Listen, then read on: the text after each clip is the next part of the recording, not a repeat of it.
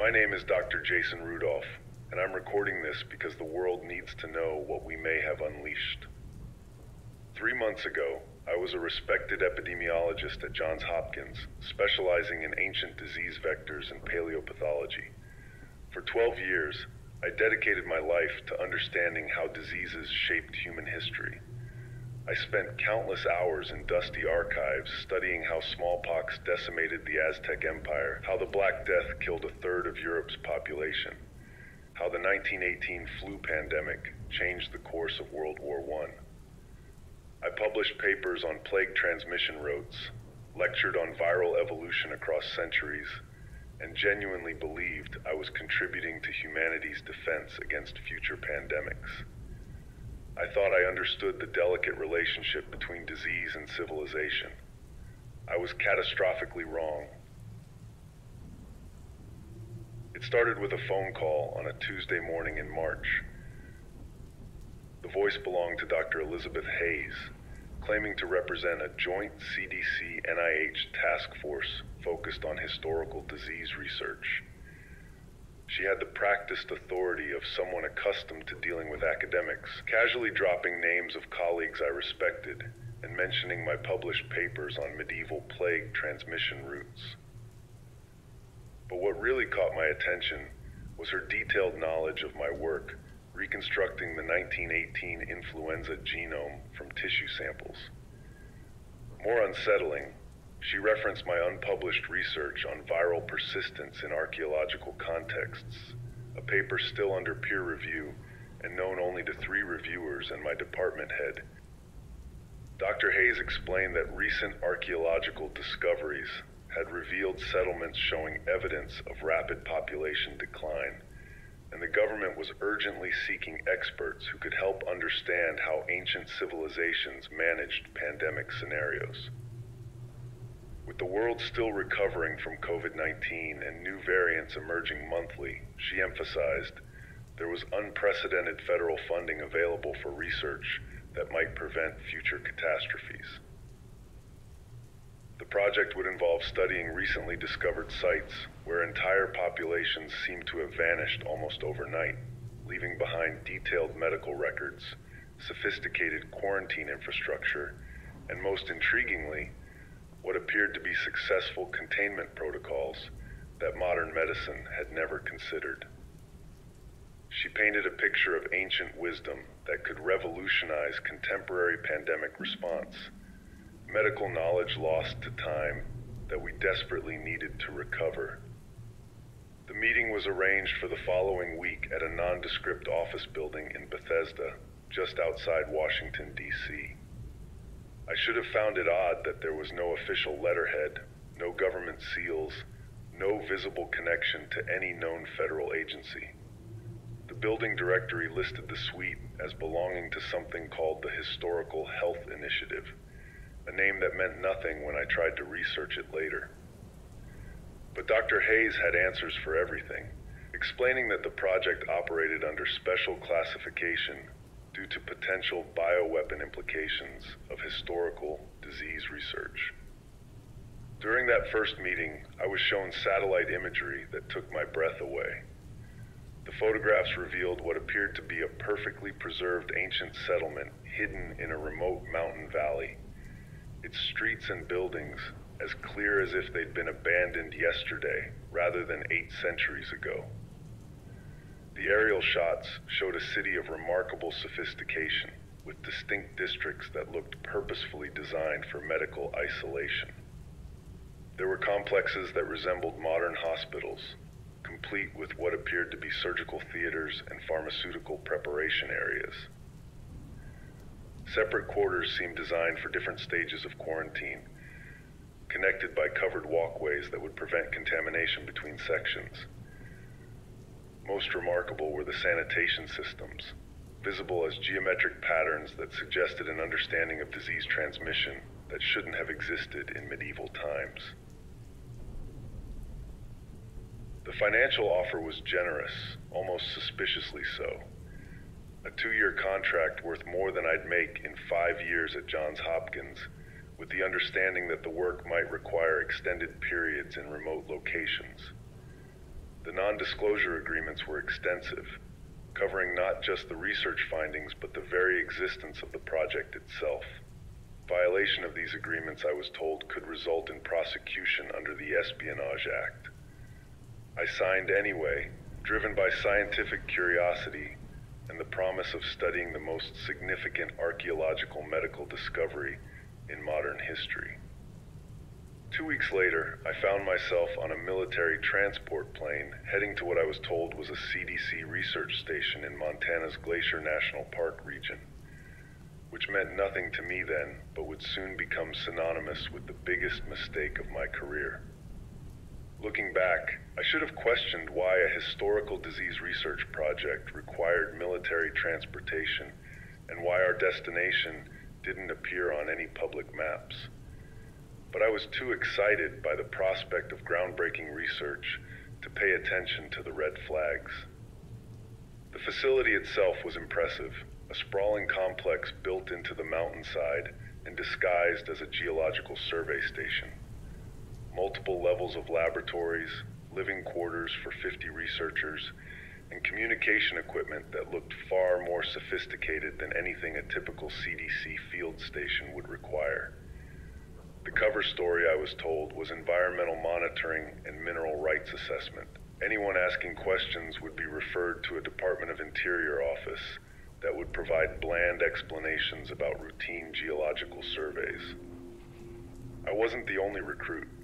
Over the next few days, 14 other specialists arrived from various fields. There was Dr. Amanda Foster, a microbiologist with experience in viral reconstruction. Dr. Michael Torres brought expertise in ancient linguistics and translation. Dr. Sarah Kim specialized in archaeological preservation techniques. Each of us had been selected for very specific skills, and each had been recruited through the same mysterious process of unofficial contacts and extraordinary financial incentives. The project director, Dr. William Cross, briefed us on our first morning at Site 9. He was a thin, intense man in his 50s who spoke with the clipped precision of someone accustomed to military briefings. He explained that we would be studying what appeared to be a medieval city that had been abandoned suddenly and completely, leaving behind unprecedented documentation of what seemed to be a catastrophic disease outbreak. Our job was to understand what had happened, how the population had responded, and what lessons we could apply to modern pandemic preparedness. What he didn't tell us then, what none of us realized until much later, was that the government's interest in this site had nothing to do with preventing future pandemics. They weren't looking for ancient wisdom to protect humanity. They were hunting for biological weapons that time had perfected and geography had contained. We thought we were historians and medical researchers working to protect civilization from the mistakes of the past. Instead, we were unwitting archaeologists of biological warfare, carefully excavating and cataloging weapons that had been deliberately buried by people who understood exactly how dangerous they were. The ancient inhabitants hadn't just died from disease, they had sacrificed themselves to contain it, sealing their city and their knowledge to protect the world from what they had unleashed. By the time we understood the true nature of our work, by the time we realized we were undoing their desperate sacrifice, it was already too late to stop what we had set in motion.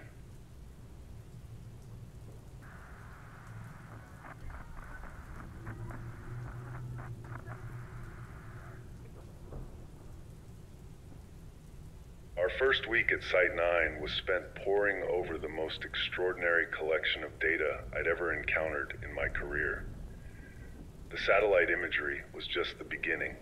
Ground-penetrating radar had mapped the entire settlement to a depth of 30 feet, revealing a three-dimensional blueprint of a city that challenged everything we thought we knew about medieval urban planning. The resolution was so precise we could identify individual rooms, see the layout of what appeared to be surgical theaters, and trace water distribution systems that rivaled modern engineering. Dr. Torres, our linguist, spent his days analyzing high-resolution photographs of stone tablets and inscriptions, while Dr. Foster worked on soil samples that had been carefully extracted from specific locations within the city perimeter. What struck me immediately was the deliberate nature of the settlement's medical infrastructure. This wasn't a city that had adapted to handle disease as it spread. It had been designed from the ground up with pandemic protocols in mind. The architectural plans showed clear zones of isolation, with separate districts connected by covered walkways that would prevent airborne contamination. There were buildings that could only be hospitals, featuring central courtyards for quarantine, separate wings for different stages of illness, and what appeared to be sophisticated ventilation systems designed to prevent cross-contamination between wards. Most remarkable was a central complex that looked like nothing so much as a modern biosafety laboratory, complete with multiple layers of containment and decontamination chambers. The dating evidence presented its own puzzle. Carbon-14 analysis of organic materials found at the site consistently indicated that the area was abandoned around the year 1204 CE, with a margin of error of only a few years. This precision was unusual for medieval dating, but what made it truly extraordinary was the synchronicity. Every sample we tested, wood from buildings, cloth fragments, food remains, even human hair, all pointed to the same narrow time window. It suggested that the entire population hadn't gradually died off or slowly abandoned the settlement over months or years. Instead, something had happened in 1204 CE that caused 50,000 people to simply vanish within a matter of weeks, possibly days. The preservation conditions were unlike anything in the archaeological record. The city sat in a natural bowl surrounded by mountains, creating a microclimate that was both extremely dry and rich in mineral salts that acted as natural preservatives. But there was more to it than geology. Analysis of the site showed evidence of deliberate preservation efforts. Buildings had been sealed with a resin-like substance that we couldn't immediately identify. Food stores were found in airtight containers that shouldn't have existed with medieval technology. Even more puzzling, many buildings showed signs of having been deliberately filled with sand and gravel, as if someone had intentionally buried the city to protect its contents from decay. Dr. Torres made the first major breakthrough in our third week, working with inscriptions found on what appeared to be administrative buildings. He identified a script that was clearly related to several known writing systems but predated all of them. The characters showed influences from early Mongolian, Tibetan, and even Arabic scripts, suggesting a cosmopolitan population with extensive trade connections. But as he began to decipher the basic grammar and vocabulary, a disturbing pattern emerged. Roughly 30% of the inscriptions dealt with medical terminology, disease management, and what could only be described as containment protocols. Words for quarantine, isolation, and purification appeared with a frequency that suggested these weren't occasional concerns, but central preoccupations of the entire civilization. The translation of the first complete medical document changed everything. It was a detailed clinical description of a disease outbreak that began in the autumn of 1203 CE and reached its peak in the following spring. The symptoms were described with a precision that wouldn't be out of place in a modern medical journal. High fever, beginning 3 days after exposure, followed by internal hemorrhaging, organ failure, and death within 72 hours of symptom onset. The transmission vectors were clearly understood: respiratory droplets, contaminated water, and direct contact with bodily fluids. Most chilling was the calculated mortality rate. 93% of infected individuals died, with no effective treatments discovered despite months of desperate experimentation. But these weren't primitive people overwhelmed by disease. The medical records showed sophisticated understanding of disease progression, quarantine protocols, and even early attempts at what we would now recognize as contact tracing. They had identified the disease's incubation period, mapped its spread through different districts of the city, and implemented increasingly desperate containment measures as the situation deteriorated. They understood that the pathogen was unlike anything they had encountered before, more virulent than the plague, more deadly than smallpox, and apparently immune to all known treatments and preventive measures. The most disturbing discovery came when Dr. Kim finished analyzing the city's layout in conjunction with the medical records. The settlement hadn't just been designed to handle disease outbreaks. It had been specifically constructed to contain something they already knew was coming. The architectural evidence suggested the city had been built in less than 5 years, an impossibly rapid construction timeline for a settlement of this size. But it made sense if you viewed it not as a normal city, but as an enormous quarantine facility designed to isolate and study a known biological threat. The original inhabitants hadn't stumbled into a pandemic. They had deliberately created a place where they could safely research something they already understood was incredibly dangerous. The government's interest became clearer as we uncovered more of the medical documentation. These ancient physicians hadn't just been treating a disease, they had been conducting systematic research on it. Laboratory notes described attempts to cultivate the pathogen, experiments with different preservation methods, and detailed studies of how environmental factors affected its virulence. Most significantly, they had documented the pathogen's remarkable stability and longevity. Under the right conditions, particularly in the dry, mineral-rich environment of their mountain valley, the disease agent could remain viable for centuries. By the end of our second month at Site 9, a terrifying picture was emerging. We weren't studying the victims of an accidental plague outbreak. We were examining the remains of the world's first biological weapons laboratory, operated by people who understood exactly what they were dealing with and who had ultimately paid the ultimate price for their research. The city hadn't been abandoned because everyone died of disease. It had been deliberately sealed and buried by the last survivors, who chose to sacrifice themselves rather than risk letting their creation escape into the wider world. Dr. Cross began holding daily briefings about our findings, and I noticed that representatives from various government agencies were becoming regular attendees. People in expensive suits who took notes but never introduced themselves.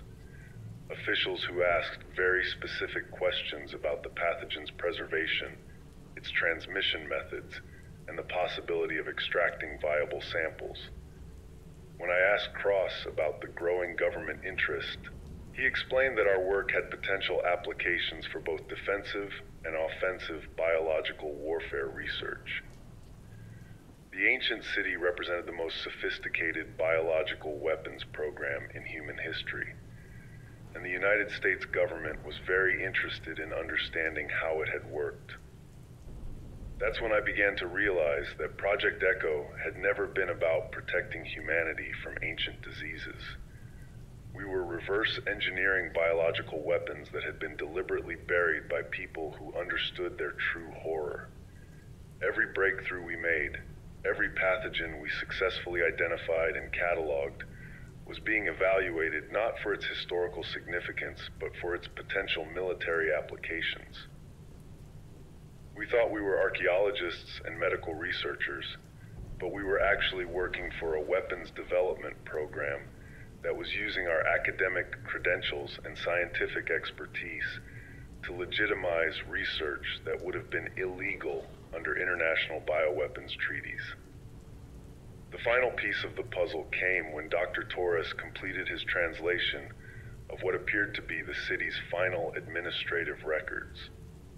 The last entries, written in increasingly desperate handwriting, described the moment when the researchers realized their containment had failed. The pathogen had mutated beyond their ability to control it, becoming more virulent and developing resistance to their preservation techniques. The final decision had been unanimous. Rather than risk global catastrophe, they would seal the city, destroy all records of their research, and allow themselves to die to prevent their creation from escaping. The last inscription, carved into stone in letters deep enough to survive centuries, was a warning in multiple languages.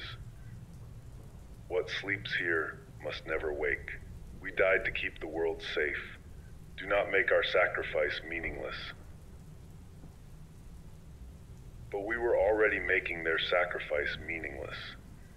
Every day we spent at Site 9, every sample we analyzed, every breakthrough we achieved, was bringing us closer to awakening something that had been buried for good reason. And as I sat in my quarters that night, reading Dr. Torres's complete translation of their warning, I realized that we weren't just studying history, we were about to repeat it.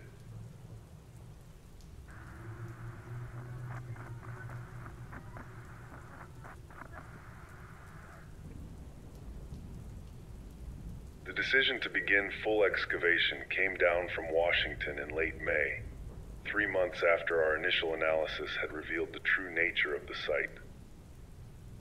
Dr. Cross informed us that we would be deploying to the actual location in Central Asia, a remote valley in the Pamir Mountains, accessible only by helicopter during the brief summer months.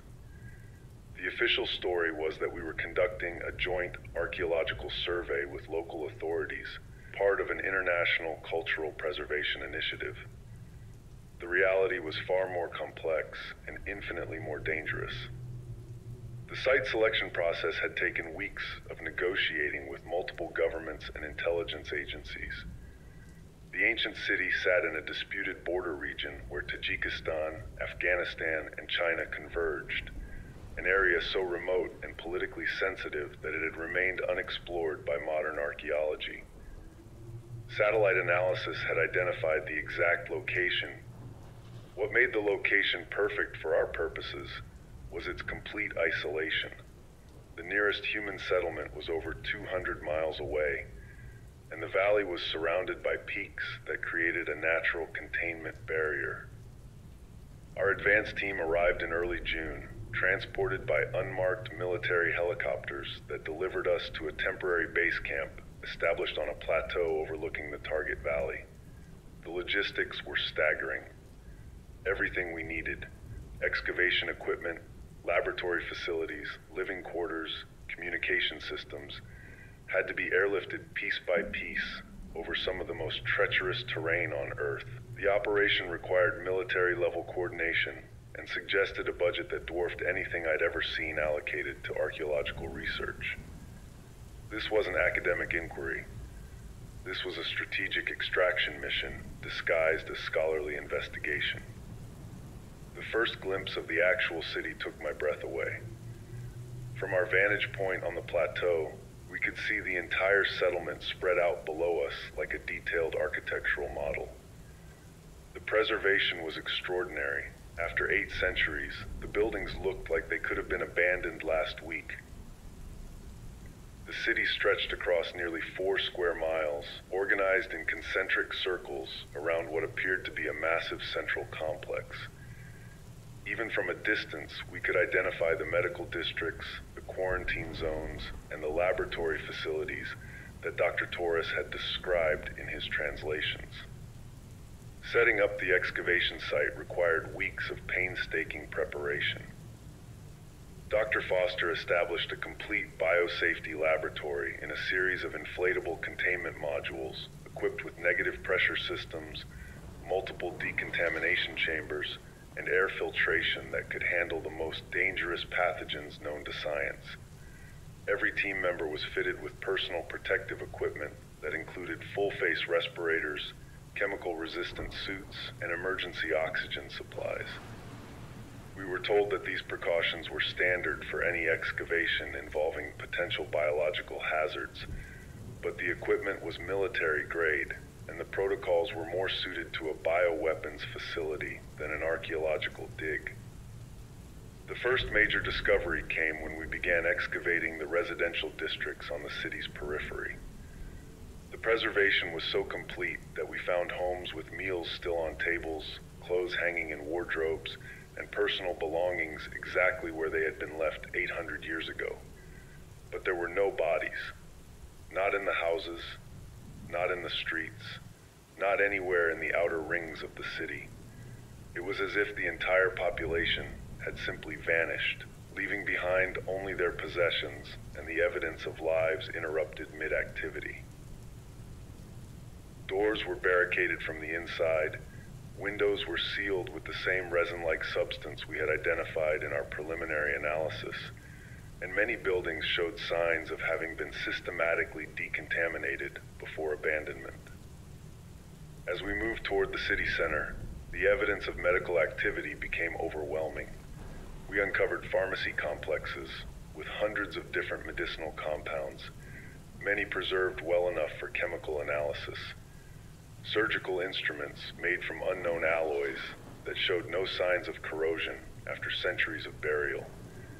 Treatment facilities with sophisticated drainage systems designed to safely dispose of contaminated materials. Most disturbing were the isolation wards, row upon row of small chambers connected by airlocks that suggested the inhabitants understood the importance of containing airborne pathogens centuries before germ theory was accepted by Western medicine. The central laboratory complex defied every assumption we had about medieval technology and scientific understanding. The building was constructed in layers with increasingly sophisticated containment measures as you moved toward the core. The outer rings contained what appeared to be animal testing facilities, with cages and observation chambers that could have come from a modern research laboratory. The middle sections housed equipment for specimen preparation and analysis, including devices that seemed designed for microscopic observation, despite predating the invention of the microscope by several centuries. The innermost chambers were sealed behind multiple barriers and showed evidence of negative pressure systems that should have been impossible with available technology. Dr. Torres made his most significant translation breakthrough while working on inscriptions found in the laboratory's administrative wing. The documents revealed that the city's inhabitants hadn't just been studying the pathogen, they had been attempting to modify it. The research notes described systematic attempts to reduce its virulence while maintaining its transmission characteristics, suggesting they were trying to create a less deadly version that could be used to immunize populations against the original strain. But the records also showed that their experiments had gone horribly wrong. Instead of creating a safer variant, they had accidentally produced something even more dangerous, a strain that was both more contagious and more deadly than the original pathogen. The breakthrough that changed everything came when we finally accessed the central vault. Protected behind 7 layers of sealed barriers, the innermost chamber contained what could only be described as a biological archive. Hundreds of sealed containers, each labeled with symbols that Dr. Torres identified as strain designations and preservation dates. The containers were made from a material we couldn't immediately identify, harder than ceramic, lighter than metal, and completely impervious to chemical analysis. Inside each container, preserved in a crystalline matrix that maintained perfect environmental conditions, were samples of the various pathogens the ancient researchers had been studying. Dr. Foster's analysis of the preservation medium revealed technology that shouldn't have existed in the 13th century. The crystalline matrix was a perfect biological preservative, maintaining cellular structure and genetic material in a state of suspended animation. More disturbing, it appeared to be designed for easy reactivation. Adding a simple saline solution would dissolve the matrix and return the preserved material to its original state. The ancient researchers hadn't just been storing these pathogens for study. They had created a biological library that could be accessed by future generations. As we cataloged the contents of the vault, a terrifying picture emerged.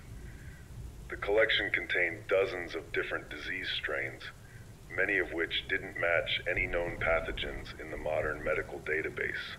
Some appeared to be naturally occurring diseases that had since gone extinct. Others showed clear signs of artificial modification, chimeric organisms that combined characteristics from multiple different pathogens. The most disturbing specimens were labeled with symbols that Dr. Torres translated as final variant and world ender, suggesting that the ancient researchers had succeeded in creating biological weapons of unprecedented lethality. The government representatives who had been observing our work became increasingly involved as we documented the vault's contents. Daily briefings turned into interrogation sessions, with officials demanding detailed analysis of each specimen's potential military applications. Dr. Cross began talking openly about the strategic value of our discoveries, explaining that the ancient pathogens could provide the foundation for biological weapons that would be undetectable by modern medical surveillance systems. When I raised concerns about the ethics of weaponizing 800-year-old diseases, I was told that our job was scientific analysis, not policy decisions. The final chamber we excavated contained the most disturbing discovery of all: detailed documentation of the pathogen that had ultimately destroyed the city. The records showed that it had been created accidentally during attempts to combine multiple disease strains into a single, more manageable pathogen. The result was a biological nightmare that combined the transmission characteristics of influenza, the lethality of hemorrhagic fever, and the environmental stability of anthrax spores. The ancient researchers had created the perfect biological weapon, and then watched in horror as it escaped their control and began killing everything it touched. The last entries in their research logs described increasingly desperate attempts to contain the outbreak. They had tried destroying the infected specimens, sealing the laboratory facilities, and even attempting to kill themselves to prevent further spread. But the pathogen was too resilient and too perfectly adapted for transmission. In their final act of desperation, they had made the decision to seal the entire city and allow themselves to die, rather than risk the pathogen escaping into the wider world. The last inscription, carved into the vault's walls, was a detailed warning about the pathogen's characteristics and a plea to future generations to leave their work undisturbed. But we weren't leaving their work undisturbed. Every day of excavation brought us closer to fully understanding their research, and every breakthrough made us more valuable to the government agencies that were funding our work. By the time we finished cataloging the vault's contents, I realized that we had effectively reconstructed the world's most sophisticated biological weapons program. We had detailed documentation of how to create pathogens that could kill millions, complete specimens preserved in perfect condition, and a government eager to translate our discoveries into modern military applications. Standing in that ancient laboratory, surrounded by weapons that had been buried to protect humanity, I finally understood the true horror of what we were doing. We weren't just studying the past, we were preparing to repeat it. The ancient researchers had created these weapons, lost control of them, and died to prevent global catastrophe. Now we were digging up their work, cataloging their mistakes, and preparing to make the same errors on a scale they could never have imagined. And unlike the ancient city's inhabitants, we weren't isolated in a remote mountain valley. We were connected to a modern world where a single mistake could spread a 800-year-old plague to every corner of the planet in a matter of weeks.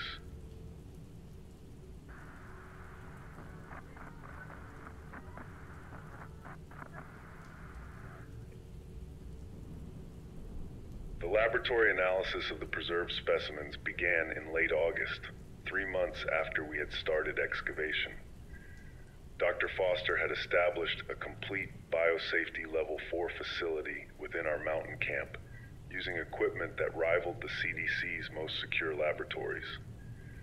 The crystalline preservation matrix from the ancient vault had maintained the biological samples in perfect condition, with cellular structures and genetic material intact after 8 centuries of storage. What should have been a routine archaeological analysis became something far more sinister, as we realized we weren't just studying ancient diseases. We were systematically reconstructing biological weapons that had been deliberately buried to protect humanity. The first pathogen we successfully reactivated was one of the simpler specimens, labeled with symbols that Dr. Torres translated as bone fever. The reactivation process was disturbingly straightforward.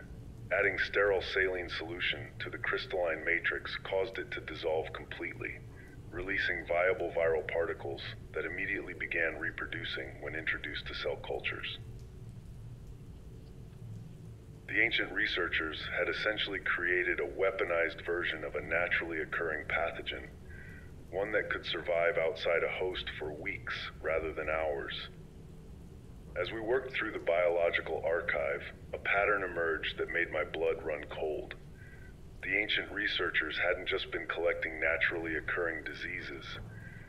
They had been systematically engineering them for maximum lethality and transmission efficiency. Each specimen showed clear signs of genetic modification, with characteristics that had been artificially enhanced to make the pathogens more dangerous. Respiratory viruses had been modified to survive longer in airborne droplets. Blood-borne diseases had been altered to remain viable in water supplies for extended periods. Skin contact pathogens had been engineered to penetrate protective barriers that would normally prevent transmission. The documentation we found alongside the specimens revealed the scope of their research program. Working from translations of their laboratory notes, we learned that the ancient city had been operating for nearly 50 years before the final catastrophe. During that time, they had collected disease samples from across the known world, studying plague outbreaks from Europe, hemorrhagic fevers from Africa, and respiratory diseases from the Mongol territories. Dr. Foster's genetic analysis revealed the sophistication of their modification techniques. Despite working 8 centuries before the discovery of DNA, the ancient researchers had developed methods for transferring genetic material between different pathogens that rivaled modern recombinant DNA technology.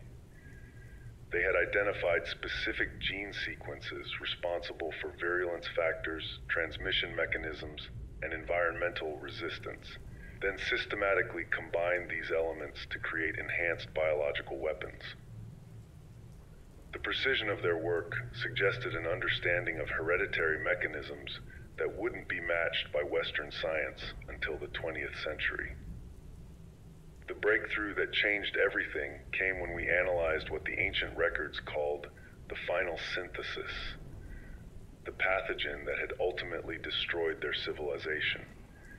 Dr. Foster spent weeks reconstructing its genetic sequence from multiple preserved samples, and what she found defied every assumption we had about biological possibility.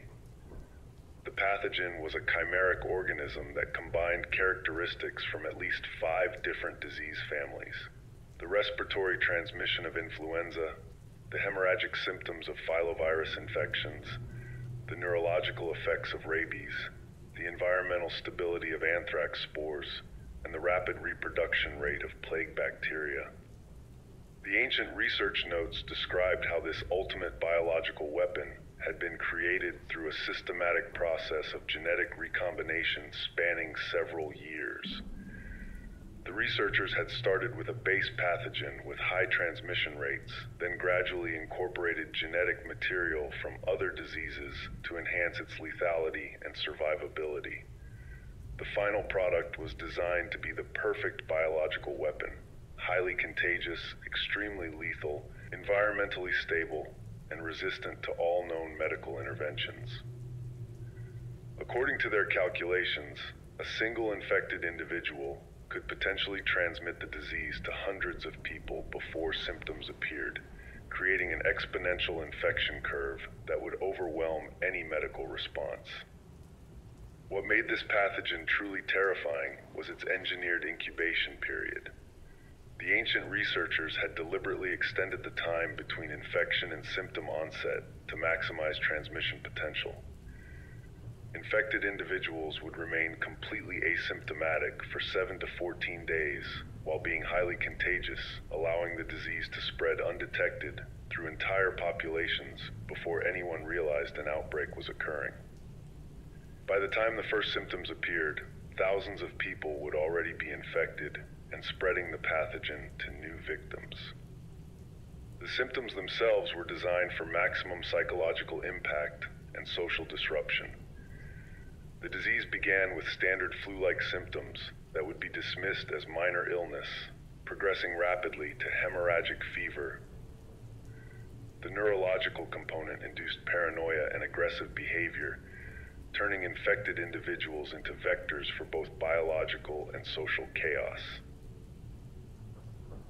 Dr. Foster's analysis of the pathogen's environmental characteristics revealed the final horrifying truth about the ancient research program. The organism had been engineered to survive in virtually any environmental condition. It could remain viable in water supplies for months, persist in soil for years, and survive temperature extremes that would kill most biological agents. Most disturbing, it had been designed to resist all forms of sterilization and decontamination that would have been available to medieval societies. The ancient researchers had created a biological weapon that could contaminate entire regions and remain lethal for decades. The most chilling discovery came when we analyzed the ancient city's final medical records. The ultimate pathogen hadn't escaped their laboratory through accident or negligence. It had been deliberately released by one of their own researchers. Dr. Torres's translation of the final administrative documents revealed that a faction within the research community had argued for testing their creation on a limited population to assess its effectiveness.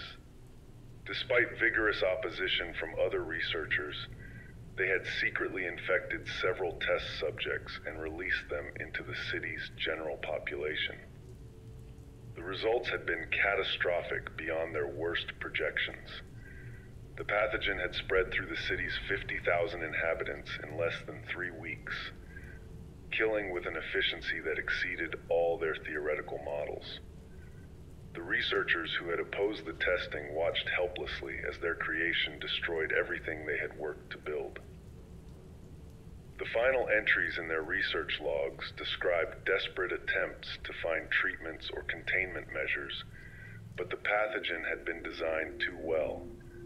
It was resistant to every medical intervention they could devise. The last entries in the research archive painted a picture of complete social and medical collapse. The pathogen had not only killed the vast majority of the population, but had also contaminated the entire city's infrastructure. Water supplies, food stores, medical facilities, and even the air circulation systems had become vectors for disease transmission. The few survivors faced an impossible choice: attempt to escape and risk spreading the pathogen to the outside world, or remain in the city and accept death to prevent global catastrophe. They chose sacrifice. The final research logs documented their decision to seal the city completely, destroying all transportation and communication links with the outside world. They dismantled their laboratories, destroyed their equipment, and buried their research to prevent future generations from making the same mistakes. The last inscription, carved into stone as the final survivors succumbed to the disease, was a detailed warning about the pathogen's characteristics and a desperate plea to leave their work undisturbed. But we hadn't left their work undisturbed. We had systematically reconstructed their entire biological weapons program, reactivated their most dangerous creations, and provided detailed analysis to government agencies eager to weaponize our discoveries. I realized that we had become the very thing the ancient researchers had warned against. We were preparing to unleash biological weapons that had been buried to protect humanity, and unlike the original researchers, we had the technology and global connections to spread these pathogens far beyond a single isolated city. The most terrifying realization was that we might have already begun the process. Every day we spent working with these specimens, every culture we grew, every analysis we performed, increased the risk of accidental release. Our safety protocols were extensive, but they were designed for modern pathogens with known characteristics. We were working with biological weapons that had been specifically engineered to defeat containment measures, and we had no way of knowing whether our precautions were adequate. The ancient researchers had been confident in their safety measures too, right up until their own creation destroyed them and everyone they had sworn to protect.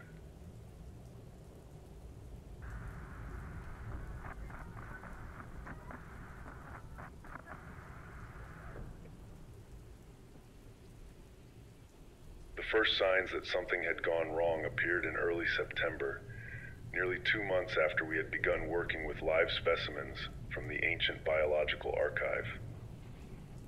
Dr. Foster noticed it first during our routine health monitoring. Several team members were showing elevated white blood cell counts and minor inflammatory markers that could indicate early immune response to pathogen exposure. Initially, we dismissed these findings as stress reactions or minor infections common in field research environments. We were wrong to be so complacent. The breakthrough that should have been our greatest scientific achievement became the moment I realized we might have doomed ourselves and potentially the world. Dr. Foster had successfully reconstructed the complete genetic sequence of the final synthesis pathogen, the chimeric organism that had destroyed the ancient city. The pathogen's viability was extraordinary. Even after 8 centuries of preservation, it reproduced with an efficiency that exceeded our most aggressive projections. What terrified me was how easily we had crossed the line from archaeological research to biological weapons development. Each day brought new discoveries about the pathogen's engineered characteristics, and each discovery was immediately reported to government officials who asked very specific questions about production scalability, storage requirements, and delivery mechanisms. When I confronted Dr. Cross about the increasingly military nature of our briefings, he explained that understanding these weapons was crucial for national security. But the questions weren't about defense, they were about deployment. The viability testing revealed the true horror of what the ancient researchers had created. The pathogen remained active and infectious under conditions that would destroy most biological agents. It survived freezing temperatures, extreme heat, chemical disinfectants, and even short-term exposure to UV radiation. Dr. Foster's experiments demonstrated that the organism could remain viable in ordinary soil for over 6 months, in fresh water for nearly a year, and in dried form almost indefinitely. The ancient researchers had created a biological weapon that could contaminate entire regions and remain lethal for generations.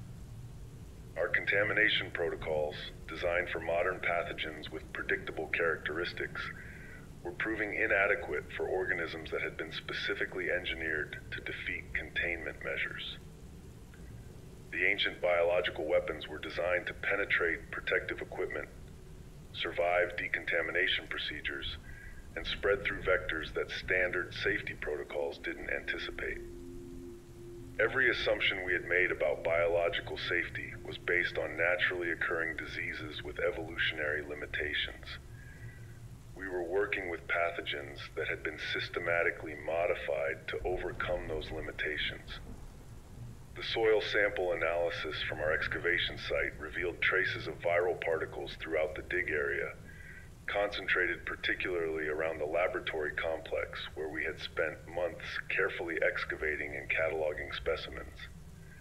Despite our extensive decontamination procedures, Microscopic amounts of preserved pathogen material had been dispersed through normal archaeological activities, digging, brushing artifacts, sifting soil, and transporting samples. The crystalline preservation matrix that had kept the pathogens viable for centuries had been broken down by exposure to air and moisture, potentially releasing active biological agents into the environment.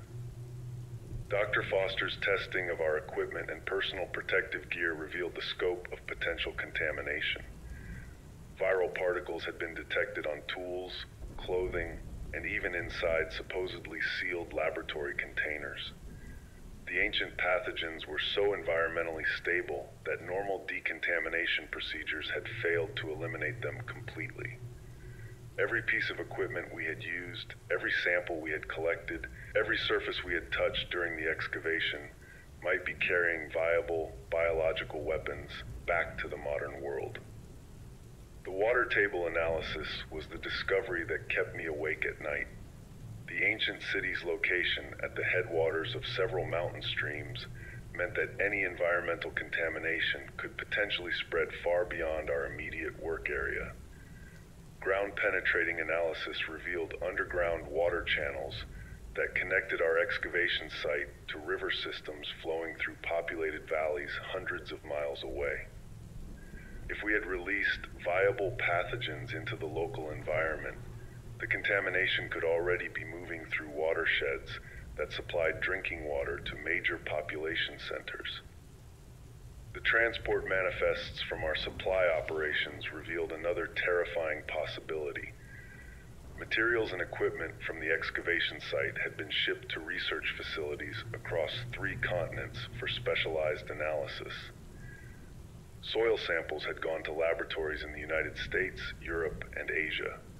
Archaeological artifacts had been distributed to universities and museums for study. Personnel had rotated in and out of the site, potentially carrying contamination to major urban centers.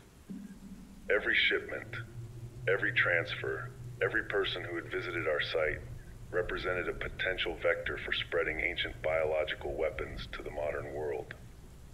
Team health monitoring began revealing patterns that matched the early symptoms described in the ancient medical records.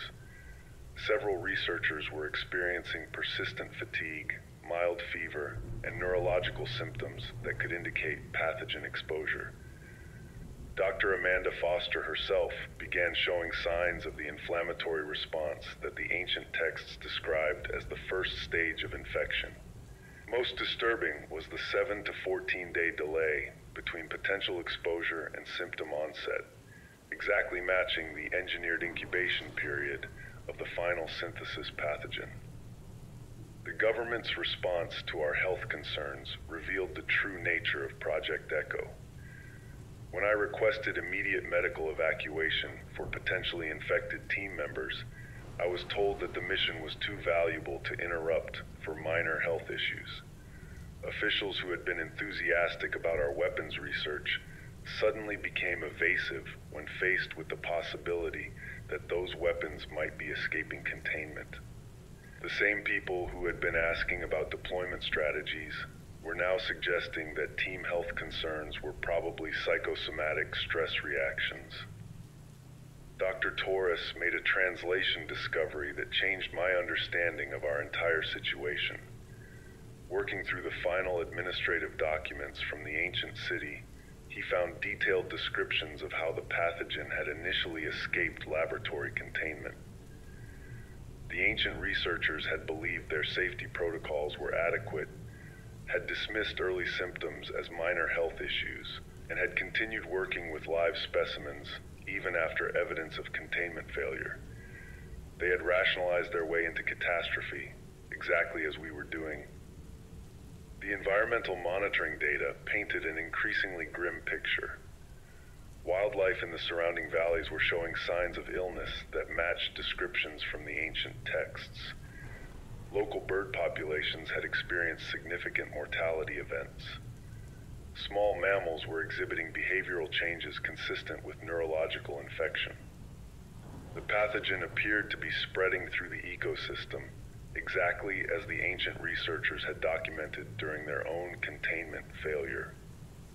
The most chilling discovery was the evidence of our own government's preparations for biological warfare deployment. Classified communications that Dr. Cross accidentally left accessible revealed plans for weaponizing our research findings. The ancient pathogens weren't being studied for defensive purposes. They were being evaluated as foundations for modern biological weapons programs that could provide untraceable, devastating attack capabilities. Project Echo had never been about understanding history or preventing future pandemics. It was about developing biological weapons that would be impossible to trace back to their source. The final piece of evidence came from our own laboratory cultures. The final synthesis pathogen had begun showing signs of genetic drift, adapting to modern laboratory conditions, and potentially becoming even more virulent than the original strain. Evolution was continuing the work that the ancient researchers had started, potentially creating biological weapons that exceeded even their devastating original design. We weren't just reconstructing ancient weapons, we were inadvertently improving them. Standing in our laboratory, surrounded by cultures of pathogens that had once destroyed a civilization, I realized that we had become active participants in what might be the beginning of global biological catastrophe. Every day we continued working, increased the risk of release. Every sample we analyzed, every culture we grew, every report we filed was bringing humanity closer to experiencing what the ancient city had suffered. The ancient researchers had at least had the excuse of isolation. Their mistakes would have been contained to a single settlement. Our mistakes could spread across the entire planet in a matter of weeks. The terrible realization wasn't just that we might have unleashed ancient biological weapons into the modern world. It was that we had done so willingly, systematically, with full knowledge of the risks and complete understanding of the historical consequences. We had read their warnings, studied their mistakes, and then repeated them anyway because we believed we were smarter, more careful, more prepared than our predecessors. But intelligence and preparation mean nothing when you're working with weapons specifically designed to defeat safety measures. The ancient city's researchers had been brilliant, careful, and prepared too. It hadn't saved them, and it wouldn't save us.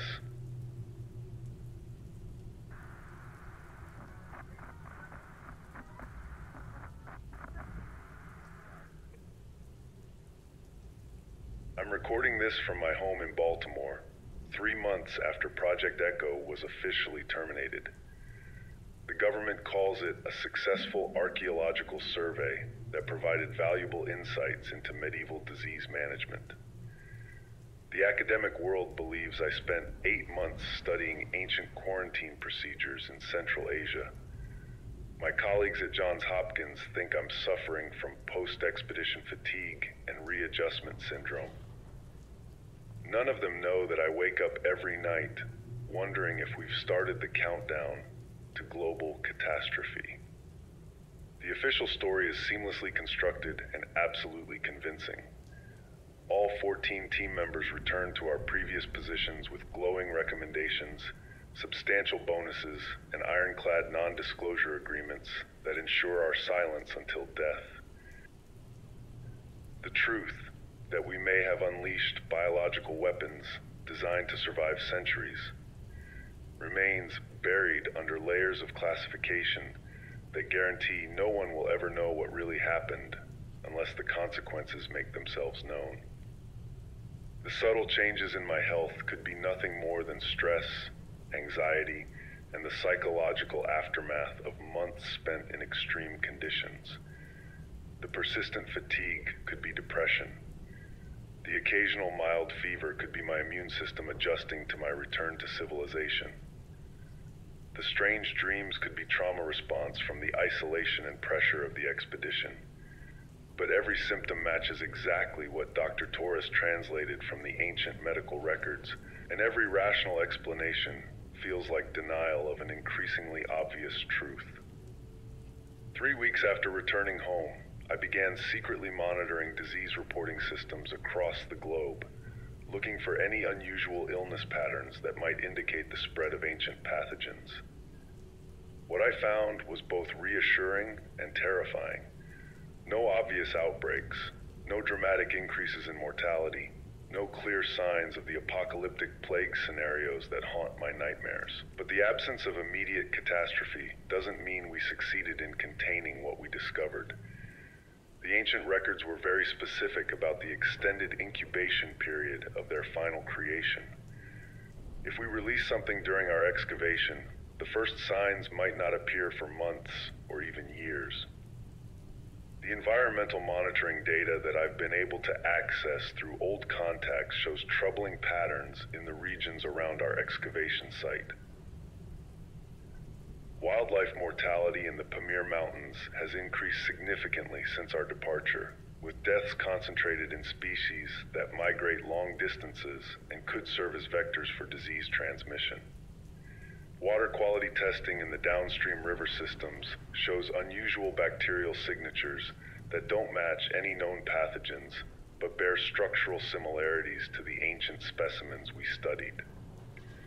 Most disturbing are reports of unexplained illnesses in remote villages hundreds of miles from our site, symptoms that match the early stages of infection described in the ancient medical texts. The transport manifests from our expedition operations reveal the global scope of potential contamination. I've traced shipments of soil samples to laboratories in Atlanta, Geneva, Beijing, and Moscow. Archaeological artifacts have been distributed to 12 different universities for analysis.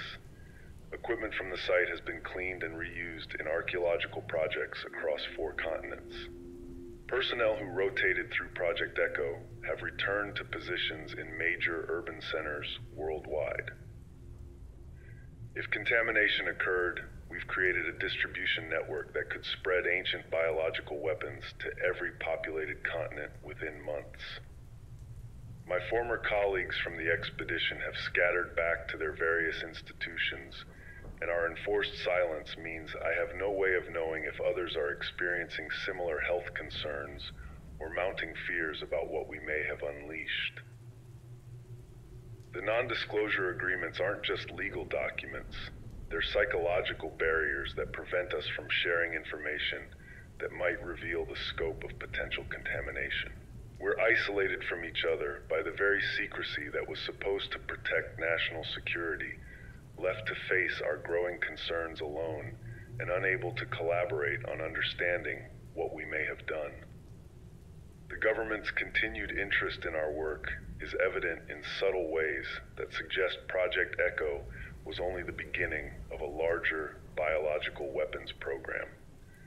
Research funding has suddenly become available for studies related to ancient disease vectors and pathogen preservation. Academic conferences are featuring sessions on archaeological biosafety and historical pandemic response. New CDC protocols are being developed for excavations involving potential biological hazards. The patterns suggest that our discoveries are being systematically integrated into official biodefense and offensive weapons research, with our findings serving as the foundation for programs we can't see and couldn't stop, even if we knew their full scope. The most terrifying aspect of our situation is the uncertainty itself. We know we worked with biological weapons designed to be undetectable during their initial spread. We know our safety protocols were inadequate for containing engineered pathogens specifically designed to defeat safety measures. We know that contamination occurred at some level, but we have no way of determining whether viable pathogens were released into the environment. We're left with the horrible knowledge that we may have triggered a catastrophe that won't become apparent until it's too late to prevent global consequences. The ancient researchers had faced the same uncertainty before their final catastrophe. Dr. Torres's translations showed that they spent weeks debating whether their containment had failed, whether their safety measures were adequate, whether the minor symptoms appearing among their team indicated infection or stress. They had rationalized their way through increasing evidence of contamination until the moment their own creation overwhelmed their defenses. Reading their final reports is like looking into a mirror that shows our own future. Intelligent people making reasonable decisions based on incomplete information, right up until the moment their reasonable decisions destroyed them. I've spent months analyzing every piece of data from our expedition, looking for conclusive evidence that we either did or didn't release ancient pathogens into the modern world. The truth is that the evidence is inconclusive by design. The biological weapons we studied were specifically engineered to spread undetected, to mimic other diseases, to avoid identification until their effects became widespread and irreversible. If we release something, we might not know until major population centers begin experiencing the hemorrhagic fever outbreaks that destroyed the ancient city. The responsibility weighs on me every day. 13 other scientists trusted our safety protocols, believed our assurances about containment, and participated in research that may have doomed them and potentially millions of innocent people. If I'm right about the contamination, if the subtle symptoms we're experiencing indicate the beginning of pandemic spread, then we've become the architects of biological catastrophe on a scale that dwarfs anything in human history.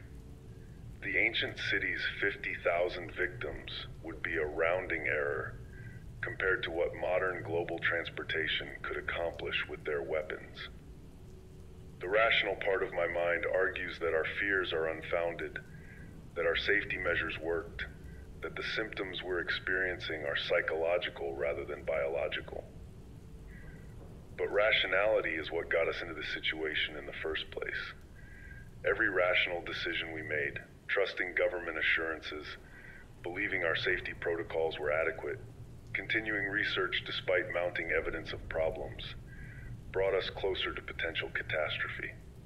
The ancient researchers were rational too, right up until rationality killed them and everyone they were trying to protect. Some nights I convince myself that we successfully contained everything, that our precautions worked, that the ancient weapons remain safely buried in laboratory storage where they can't harm anyone. Other nights, I lie awake calculating infection rates and transmission vectors, wondering how long it would take for ancient biological weapons to spread through modern transportation networks. I monitor news reports for unexplained illness outbreaks, check epidemiological databases for unusual mortality patterns, and search medical journals for symptoms that match the ancient descriptions of their final plague. The most haunting possibility is that we're living through the incubation period right now, that somewhere in the world, the ancient pathogens are spreading silently through populations that have no immunity and no preparation for what's coming. Every cough I hear in a crowded place, every news report of unusual flu symptoms, every mention of unexplained mortality makes me wonder if it's beginning. The ancient records were very specific about the extended asymptomatic period that allowed their creation to spread undetected through entire populations before the first symptoms appeared. If you're hearing this recording, it means I've decided that someone needs to know what we did, regardless of the legal consequences of breaking my silence. I don't know if we've unleashed ancient biological weapons into the modern world. I don't know if the symptoms I'm experiencing indicate infection with pathogens designed to kill everything they touch. I don't know if the government is using our research to develop biological weapons that could make the ancient plague look like a minor outbreak. But I know that we dug up weapons that had been buried to protect humanity, and I know that we may have made the greatest mistake in human history. Every cough, every fever, every unexplained illness makes me wonder if it's beginning. Every news report of unusual mortality, every mention of mysterious symptoms, every outbreak investigation makes me question whether we're seeing the first signs of what we unleashed. I may be paranoid, I may be wrong, But the ancient researchers thought they were wrong too, right up until their creation proved them devastatingly right.